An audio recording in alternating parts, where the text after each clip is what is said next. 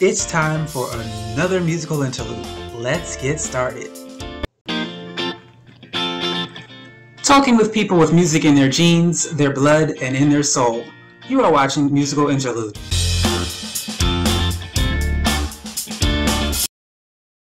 Hi, and welcome to another episode of Musical Interlude. I'm your host, Casey Bell, and today's guest is Compton's finest, Yella Boii the Duke.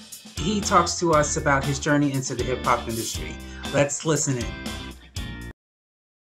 When did you first realize you had the gift for hip-hop? Man, I'm at the.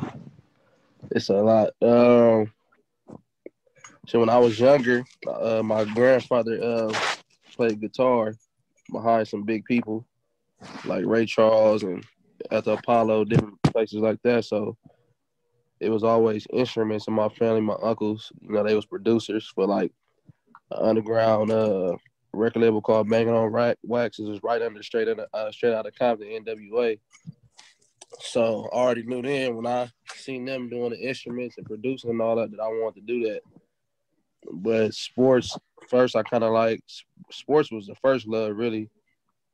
But when I seen all my family doing it, it was, I didn't have no choice but to just want to do it, you know what I'm saying? When did you come to that conclusion that this was something you should be doing? I got two answers to that. When I was younger, of course, when I probably was like, I think I probably was like five or six. And we used to be beating on the table at school when we was kids and stuff. Plus, all my family doing it. So I knew we used to like be at school, at elementary school, trying to rap, play around and stuff like that. That's what I want to do. But then when I got grown, actually, 17, 18 and start maneuvering way more, that's when I knew I wanted to, like around 2011. I say really, really 2011.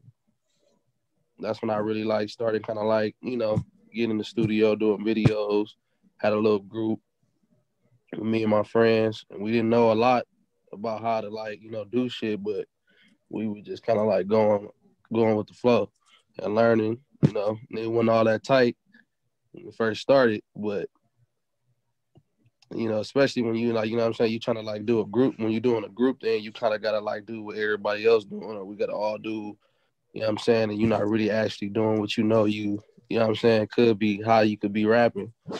So I say really around 2011. But of course, a kid though, like I said, when I was a kid, I was already recording with my cousins and stuff like that. We had like little cassette tapes and stuff like that. That's, I'm born in 1992, so I was still had the little boom box little thing. My grandma had one where you can like kind of like press the button and record and put a beat in there and play. So we was kind of like doing like the immature recording when I was about like already like 7, 8 years old already. So, but yeah, I'll say really 2011. That's when I really kind of like, this is what I'm gonna do. So you somewhat answered my next question. Being that your family was already in the business, so to speak, did they help you get started, or you just figured it out on your own? Damn. Nah, they didn't really help me do it. I kind of like just really me and my cousins. Like I said, me and my cousins, we was already like, well, my cousins that I was doing it with, they were a little bit older than me. So I was the baby of like the 90s kids and the late 80s kids. So I will always be around them. You know what I'm saying? And they was kind of like showing me like little things and giving me like little pointers, but I still went with me and my team and my friends, and we were just learning as we went. And then I kind of like started like more internet searching, YouTube, and start looking at other artists and how they talk in interviews, or like how they story was, if it kind of matched mine. So it was more self-taught, but then I did get a few pointers from like my older cousins and stuff like that. What would you say? I guess every song you write has its own story behind it. So put it down. What was your inspiration? Who or what inspired the words behind that one? Uh, so you basically asking like who like encourage my style?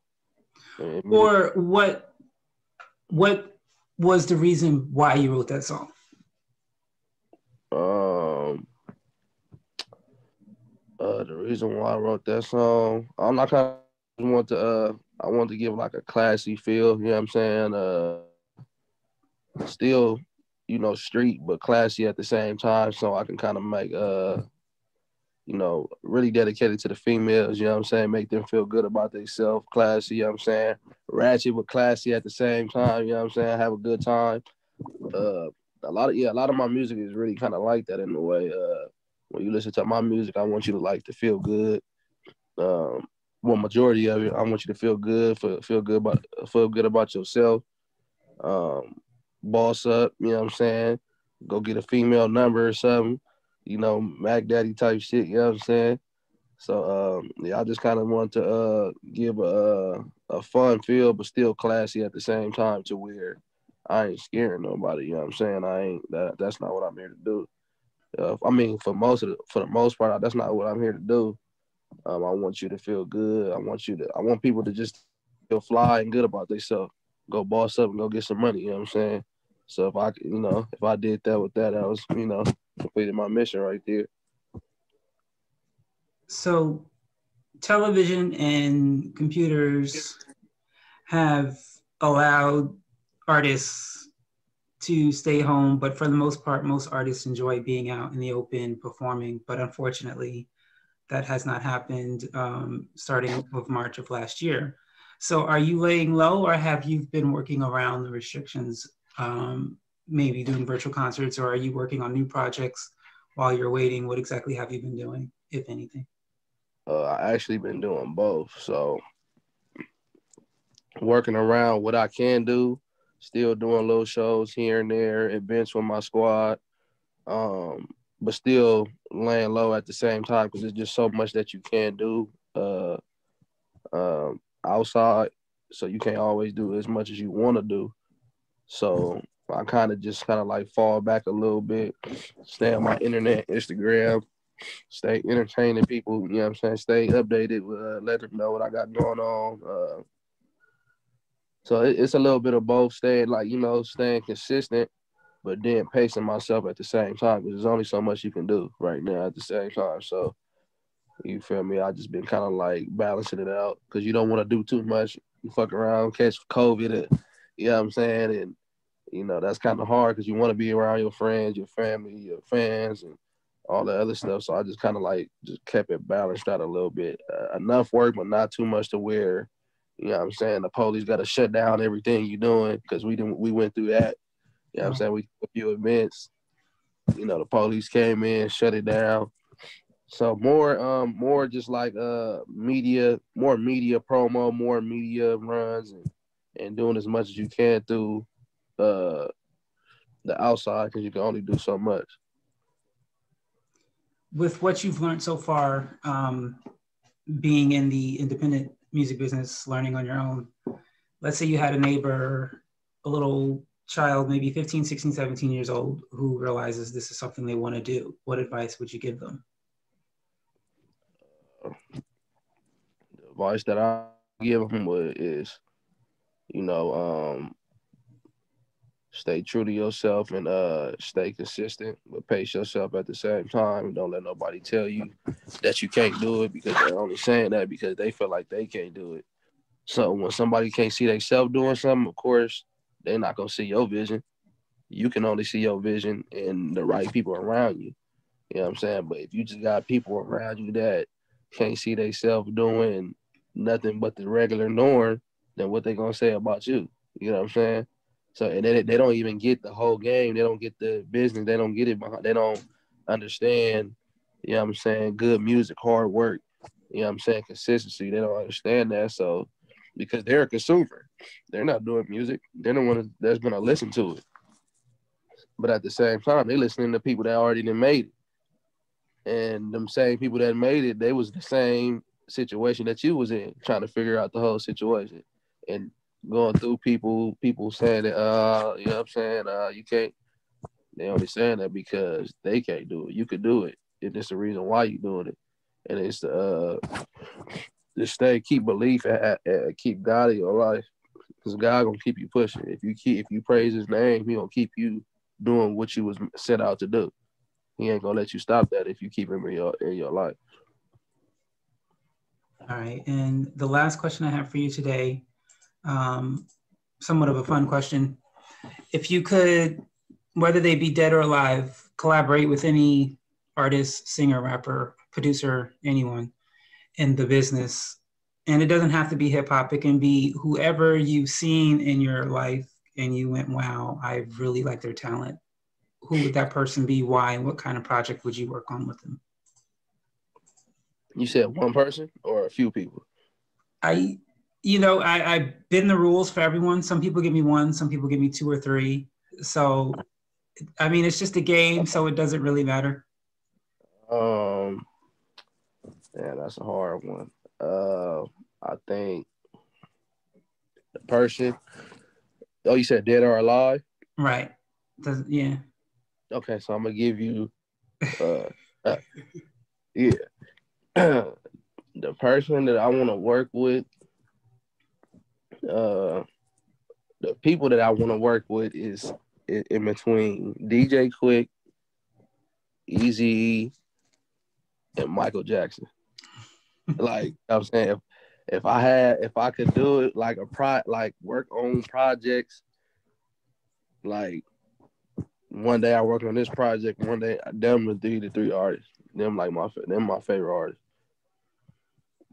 And a project that I would work on, I really DJ Quick though, because he's from the same city I am, from Compton.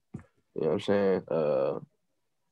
And he raps and produce, and that's why I grew up on. I grew up on West Coast hip hop because I am from Compton, so that's what everybody was playing when I was coming up.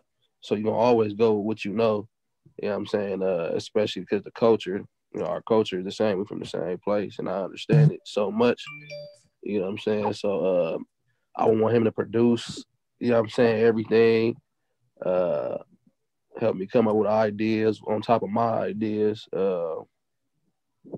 At least I would want to come out with an EP with him. And I think that's still highly possible because he's still doing this thing, and he's damn near in his 50s. You know what I'm saying? But he know, I would feel like he will know what type of person I am because I come from the same place and went through the same struggles that he did. And our styles is real similar. I'm just a newer version of that. You know what I'm saying? So I don't think it would be hard for us to work because we kind of like the same people in a way. The only difference is the rap. He a blood and I'm a Crip. You know what I'm saying? But it's the same. We from the same stuff, and he on the same thing that I'm on. So that's what really motivated me to want to do music. Him and Sugar Free, actually. That was his partner in crime right there. So I would love to do a project with him. And I feel like I am going to do a project with him because I know a lot of people that know him. You know what I'm saying? Like, I got a big little networking circle that, you know what I'm saying? And when I start getting older, I didn't even know. And they was always around me. But I got a lot of people that's in his network that I mess with. So I know I'm going to end up running into him one day.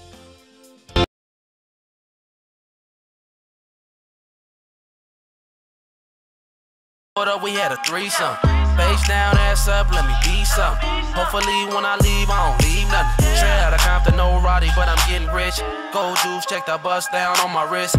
Give a fuck, chase a bad for I chase a bitch. Fly nigga, hit my two-step just a little bit. She hit my line one time like I'm put it down. No feelings, little baby, cause I get around. I need a feed, little baby, tryna hit something. If you show a nigga something, I might spend something. Glad a nigga find a vibe like you, like you. Make my line like baby, come through, come through. Glad a nigga find a vibe like you, like you. Make my line like baby, come through, come through. Used to bang that line. She had no time for me till I beat it one time. Now she got time. She hit my line like pull up one time and let me put it down, down, down. Down, down, down. Well, that is all the time we have for you today on Musical Interlude. I want to thank our guest, Yella Boii the Duke. And as well, I would like to thank the audience, as always, for joining in and watching. Thank you. Have a great day.